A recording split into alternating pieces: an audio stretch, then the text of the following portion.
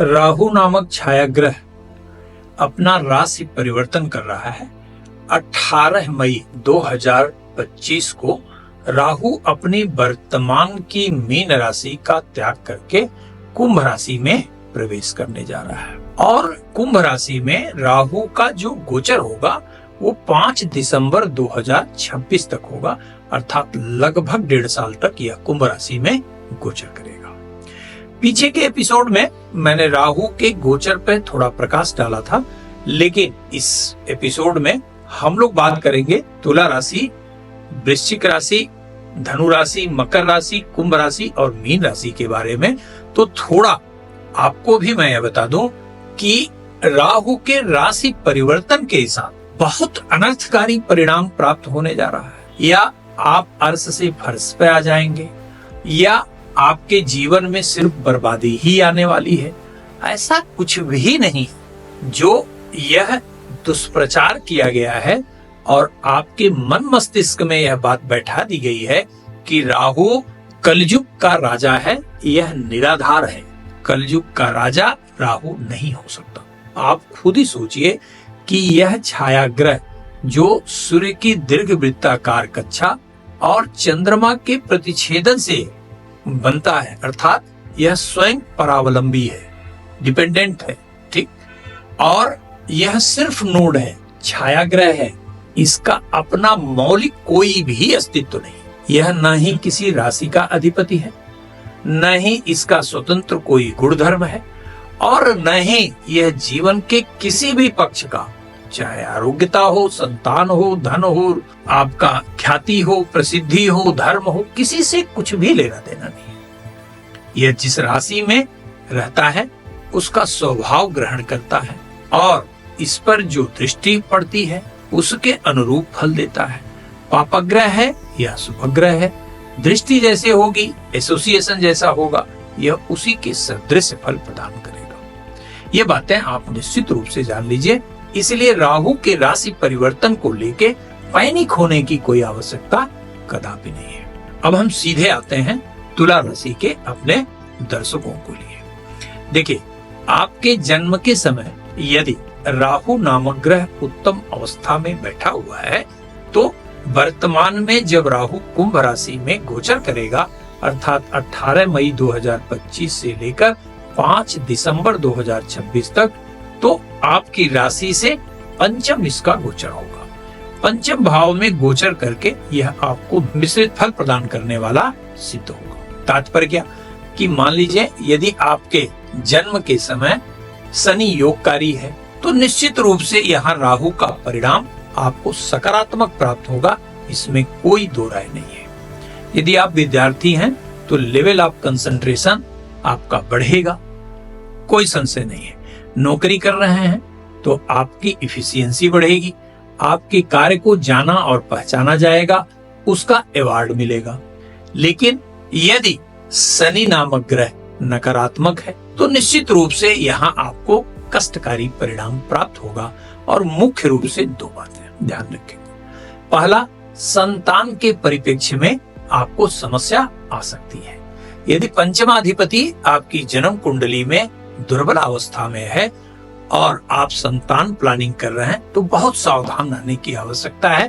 कारण यह है कि ये मिसकैरेज करा सकता है या प्रेगनेंसी में किसी न किसी प्रकार की समस्या उत्पन्न कर सकता है। दूसरा, ये आपकी ख्याति और प्रसिद्धि में भी कमी कर सकता है। आप देखेंगे कि जहां आपका बहुत मान सम्मान था वहां भी यथोचित सम्मान आपको प्राप्त नहीं हो पा रहा है। आर्थिक रूप से भी लाख प्रयास के बाद भी यह आपको प्रगति प्रदान नहीं करने दे रहा है। नाना प्रकार की कठिनाइयां आपके मार्ग में आने प्रारंभ हो जाएंगी, जिसका कभी आपने एक्सपेक्टेशन नहीं किया था, वह परेशानी अचानक खड़ी हो जाएगी। संबंधों में भी निश्चित रूप से खराबी आएगी, चाहे आपके नियर डियर हो, रिलेटिव हो, फैमिली मेंबर हो। निश्चित रूप से वैचारिक भिन्नता के कारण व्यवहारिक नकारात्मकता पैदा हो सकती है। अगर आप रिलेशनशिप में हैं तो टूट सकता है। यदि स्पाउस से भी आपके मेंटल डिफरेंसेस हैं तो यह बढ़ सकता है। ये जरूर ध्यान रखिएगा। इसके लिए करना क्या है आपको कि आप नियमित रूप से भगवान सूर्य को जल दीजिए और ओम भ्रांग भ्रींग भ्रौंग सह राहवे नमः मंत्र की एक माला जरूर जपिए और प्रत्येक शनिवार के दिन कोशिश अवश्य करिए कि चाहे धन के रूप में, अन्न के रूप में, वस्त्र के रूप में गरीब को निश्चित दान दीजिए। इससे अत्यंत कल्याणकारी परिणाम आपको निश्चित मिलेगा।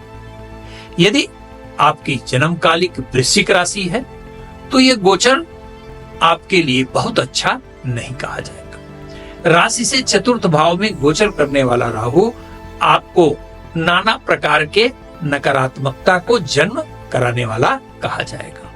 कार्य क्षेत्र में निश्चित रूप से अनवांटेड प्रॉब्लम्स आनी स्टार्ट हो सकती है। आपका खुद का मन काम करने के प्रति बहुत अच्छा नहीं को कहा जा सकता है। यहाँ तक कि जो रेगुलर काम है, जिसके लिए आपको ये कहा जा सकता है कि आप अपने काम के अच्छे जानकार हैं, वह कार्य करने में भी त्रुटि आ सकती है और एक अच्छे कार्यकर्ता के रूप में भी आपको अत्यंत संघर्ष का सामना करना पड़ सकता है। इसलिए नौकरी में भी थोड़ा संकट, स्टेबिलिटी का आ सकता है। अनावश्यक रूप से वाद विवाद के कारण नौकरी भी जा सकती है। यदि कहीं भूमि या भवन क्रय करना चाहते हैं तो उसमें भी सब कुछ होने के बावजूद भी, आर्थिक अच्छे प्रबंधन के बावजूद भी भूमि या भवन मिलने में अत्यंत कठिनाई खड़ी हो सकती है।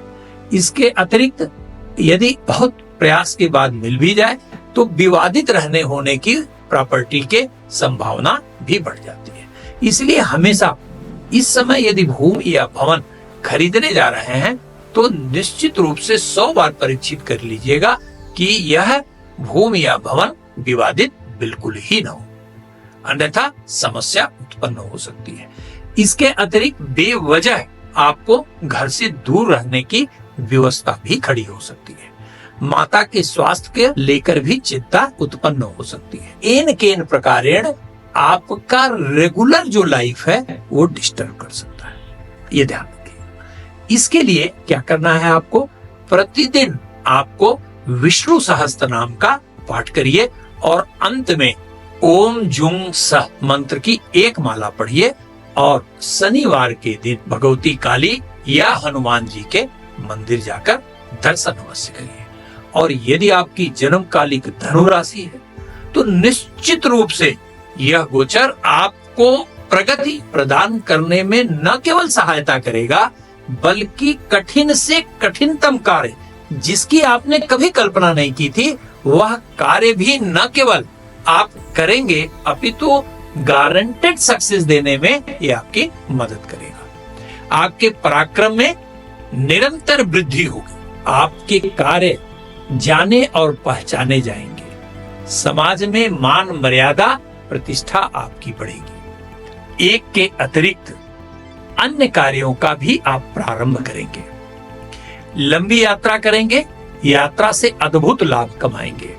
नौकरी में मनवांछित परिवर्तन होगा, प्रमोशन मिलेगा, आर्थिक लाभ निश्चित रूप से आपको प्राप्त होने जा रहा है। इसी के साथ साथ पुराने विवाद भी आपके समाप्त होंगे। यहाँ राशि से तृतीय भाव में गोचर करके राहु प्रतियोगी विद्यार्थियों के लिए या बेरोजगार नवयुवक या नवयुवतियों के लिए अमृत तुल्य परिणाम प्रदान करेगा, अर्थात आपकी बेरोजगारी निश्चित रूप से समाप्त होगी। यदि आपकी जन्मकालिक मकर राशि है तो थोड़ी सावधानी रखिएगा, लेकिन बस ये अवश्य जान लीजिए कि आर्थिक क्षेत्र में किया गया प्रयास न केवल सफल होगा बल्कि वर्तमान में चल रहा जो कार्य है वह भी प्रगतिशील दिशा में कहा जाएगा। यदि आपके जन्मकालिक कुंडली में शनि की स्थिति अच्छी है तो आप समझ लीजिए कि आर्थिक क्षेत्र में जो भी आप करना चाहें वो आप कर सकते हैं। आप देखेंगे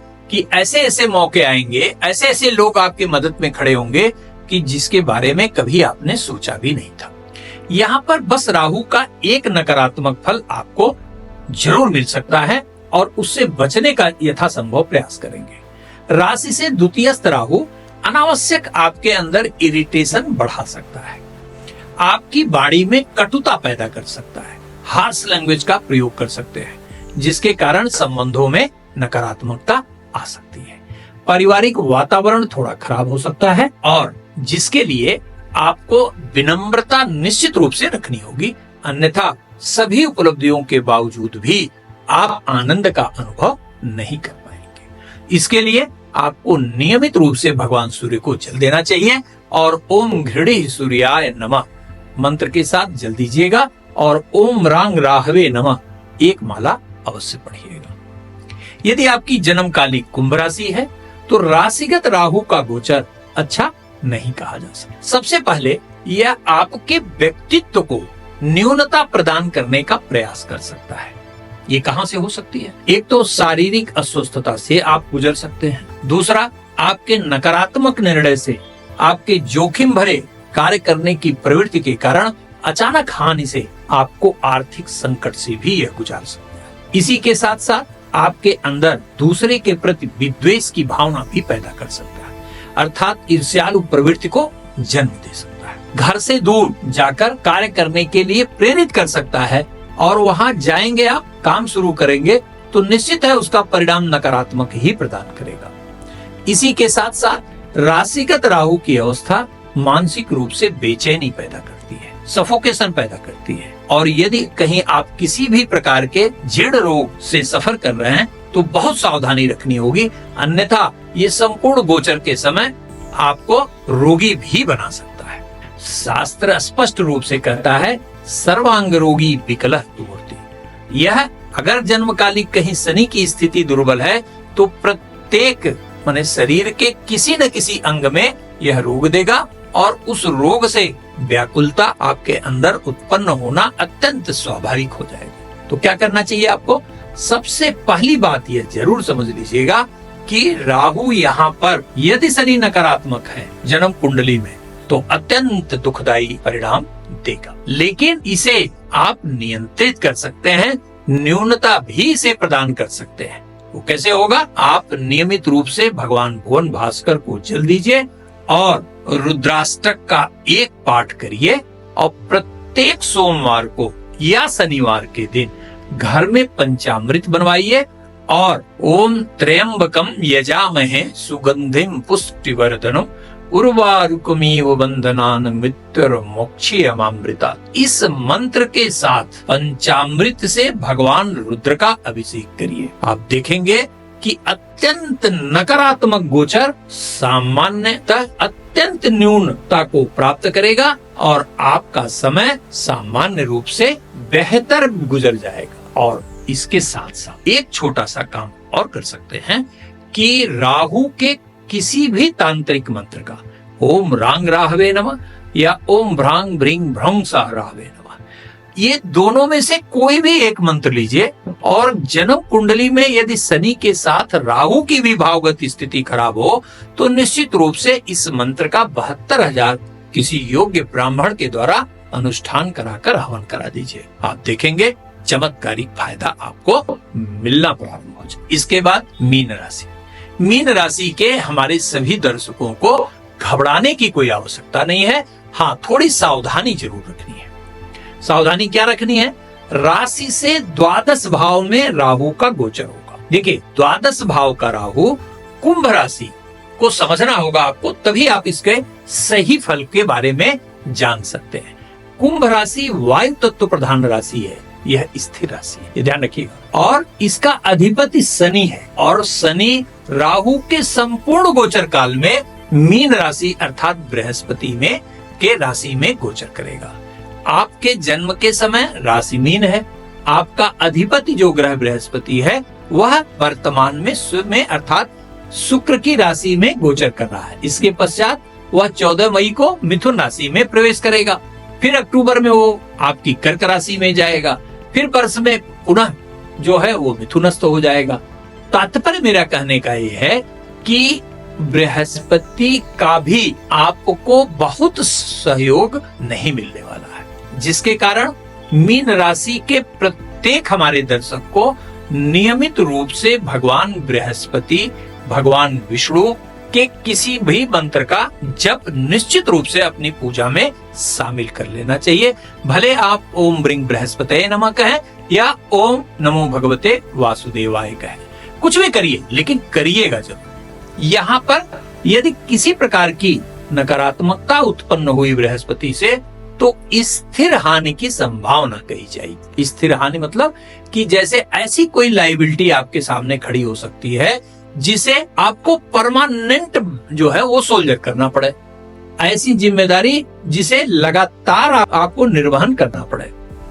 खर्चे को आवश्यकता से अधिक यह बढ़ा सकता है।